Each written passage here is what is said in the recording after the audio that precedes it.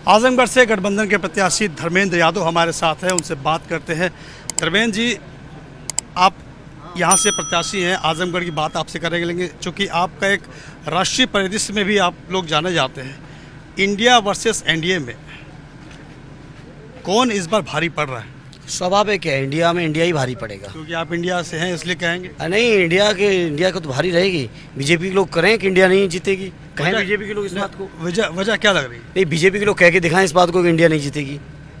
हमारे इंडिया को एनडीए गठबंधन बना दिया उन्होंने, कहें कि इंडिया नहीं जीतेगी। बीजेपी के लोग नहीं कह सकते, क्योंकि जहाँ भारत है तो भारत ही जीतना है, इंडिया ही जीतना है, उसमें कोई शंका नहीं। और आधार पे मुद्दों पे जीतेंगे हम लोग। बीजेपी से लोग निराश हो चुके हैं। बीजेपी की झूठी बातों से, झूठे वादों से, रोज़गार को लेके झूठे वादे हुए, किसानों की आमदनी को लेके झूठे वादे हुए, महंगाई को लेके झूठे वादे हुए, अर्थव्यवस्था को लेके झूठे वादे हुए। सोचो क्या डॉलर के मामले में डॉक्टर मनमोहन सिंह जी के साथ क्या बातें की जा रही थी, और आज डॉलर के मुकाबले रुपया कहाँ खड़ा है। अर्थव्यवस्था में सोचिए क्या स्थिति खड़ी है आज देश की। वैक्सीन जिस तरह से बीजेपी के लोगों ने लगवा दी चंदा लेके, जो लोग कहते थे देश नहीं बिकने दूंगा, जो लोग कहते थे भ्रष्टाचार है, ये मनी ट्रेल हम ढूंढ रहे हैं, बताओ इससे बड़ी मनी ट्रेल क्या होगी। पूरे देश को मजबूर करके वैक्सीनेट किया गया कोविशील्ड द्वारा, और उस कंपनी से सैकड़ों करोड़ रुपए का चंदा उठाया गया। इससे बड़ा भी कोई मनी ट्रेल मिलेगा क्या? तो ये बीजेपी के लोगों की जो बातें थी, जो एक आडंबर था, एक जो झूठ का गुब्बारा फुला रखा था, वो अब जनता की नज़रों में फूट चुका है। अच्छा धर्मेंद्र जी, अगर आजमगढ़ की बात करें तो ये बात सच है कि आजमगढ़ या पूरे पूर्वांचल में जातीय समीकरण एक बहुत बड़ी सच्चाई है। जो आपकी भी ताकत है, आप माननीय मुलायम सिंह जी की भी ताकत थी, अखिलेश यादव की भी ताकत थी, उसी ताकत को रहते हुए भी आपको 2019 में हार का सामना करना पड़ा। ऐसा क्यों?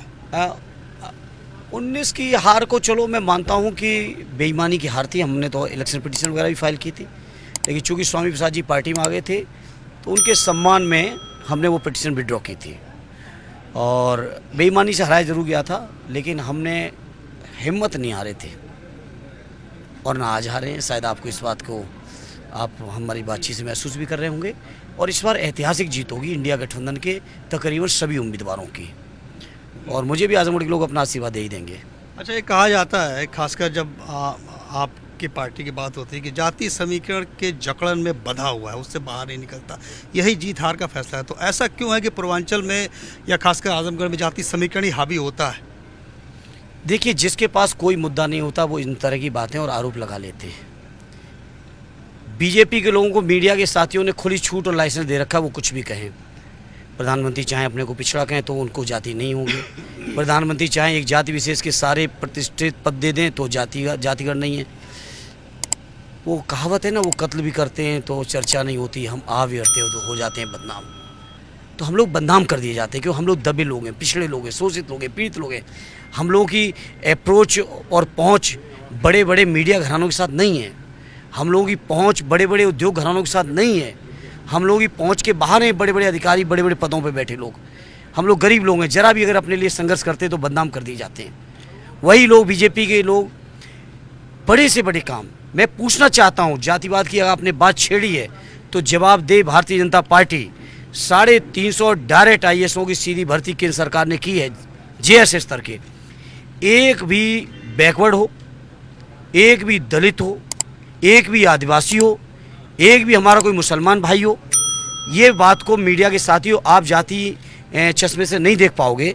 लेकिन अगर हम लोगों में से कोई भी आदमी संघर्ष करके, मेहनत करके कहीं कोई पद प्रतिष्ठा पा गया तो वो जातिवाद के दम पे आ गए।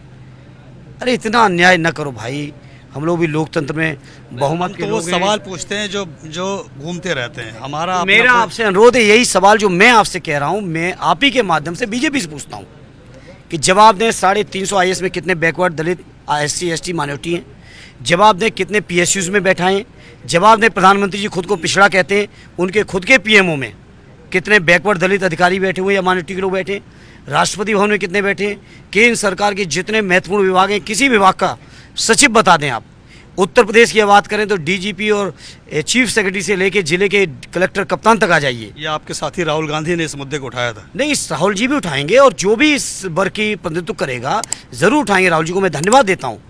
और हम समाजवादी लोग तो लगातार लड़ते रहे, और आज से नहीं, हमारे पुरखे नारा देते थे। सन सोपा ने बांधी घाट, पिछले पा में 100 में 60।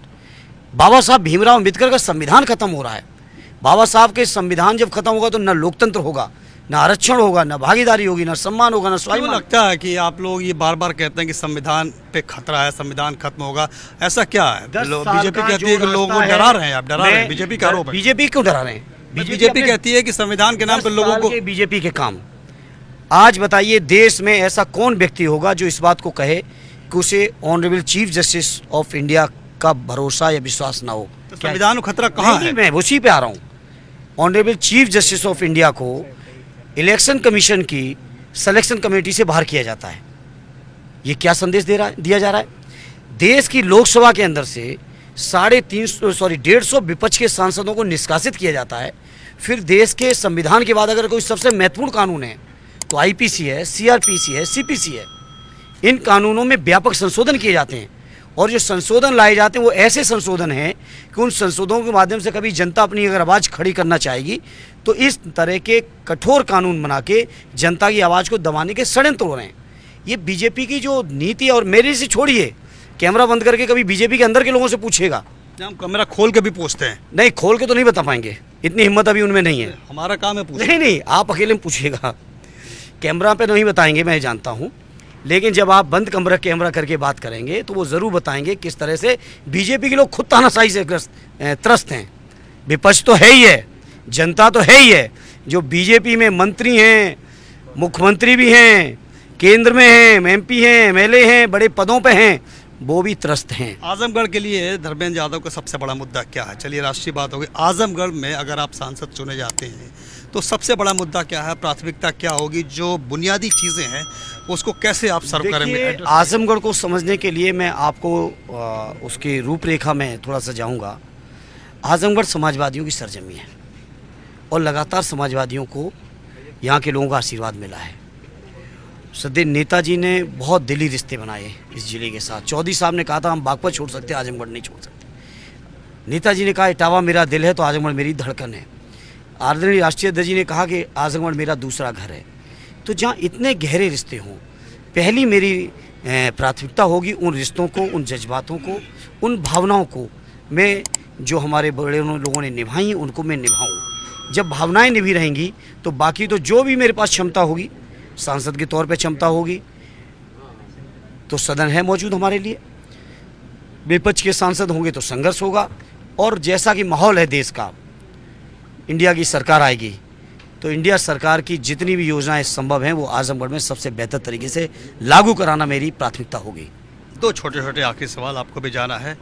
ये जो आरोप लगाए जाते हैं हिंदू मुसलमान करने की या ये MY समीकरण की, इस पर आपका क्या जवाब है? जब चुनाव आता है ये कहा जाता है कि इस समीकरण को लेकर के आप काफ़ी आगे बढ़ जाते हैं, चुनाव जीत जाते हैं। क्या ये मजबूरी है या सच्चाई है? देखिए, कोई विपक्ष के लोगों के पास कोई मुद्दा नहीं है। जो समस्या बाकी समाज के लोगों की, वही यादों की समस्या है, वही माइनॉरिटी के लोगों की समस्या है। हम लोग समस्याओं पे तत्पर रहते हैं, लेकिन हम लोगों को सीमित रखने के लिए परिभाषित किया जाता है MY। लेकिन लोगों को, बीजेपी के लोगों को शायद 4 जून के बाद अंदाज़ लगेगा अब ये MY बहुत आगे चला गया है, अब ये PDA में आ गया है। सारा दलित, सादा पिछड़ा, सारे माइनॉरिटी के लोग, सारी महिलाएँ, सारे शोषित, वंचित, पीड़ित, सारे प्रगतिशील लोग जो लोकतंत्र को चाहते हैं, जो संविधान को चाहते हैं, आज वो सब एक मंच पे हैं। अब ये MY की बातें बीजेपी के लोगों के लिए दिवा स्वप्न हो सकती हैं। हम लोग बहुत आगे जा चुके हैं। सरकार अगर आपकी बनती, आखिरी सवाल, बनती है इंडिया गठबंधन की, सबसे बड़ा फैसला क्या लेंगे? सबसे बड़ी प्राथमिकता क्या होगी? देखिए, पहला तो सबसे इम्पोर्टेंट है, सरकार बनती है तो हालांकि वो मुद्दा ख़त्म हो जाएगा। पहला पूरे देश के सामने मुद्दा है संविधान बचाने का है। संविधान बचा रहेगा तो संविधान के साथ लोकतंत्र भी बचा रहेगा। आप मीडिया से जुड़े हो, चौथा स्तंभ हो लोकतंत्र के, आपको भी आवाज़ उठाने का मौका मिलता रहेगा। और अगर संविधान नहीं बचा तो आपकी भी हालत चीन जैसी मीडिया की होगी। इतने सेंसर होंगे सरकार के कि बिना सरकार के अप्रूवल के आप एक भी न्यूज़ नहीं निकाल पाओगे। इसलिए जहां देश को बचाना है वहां अपने भी अस्तित्व को बचाने के लिए मीडिया के लोगों, जनता के बीच सच्चाई से आइए मैदान में। बहुत बहुत धन्यवाद हमसे बात करने के लिए। धर्मेंद्र यादव अपनी जो आजमगढ़ से संसदीय सीट से इस बार दोबारा मैदान में है। पिछली बार हार गए थे, इस बार जीत की पूरी उम्मीद है और दावा ये भी है कि इंडिया गठबंधन की सरकार इस बार बनेगी और कड़े फैसले लिए जाएंगे। कैमरामैन अजय के साथ प्रशांत देव, न्यूज़ 24 आजमगढ़।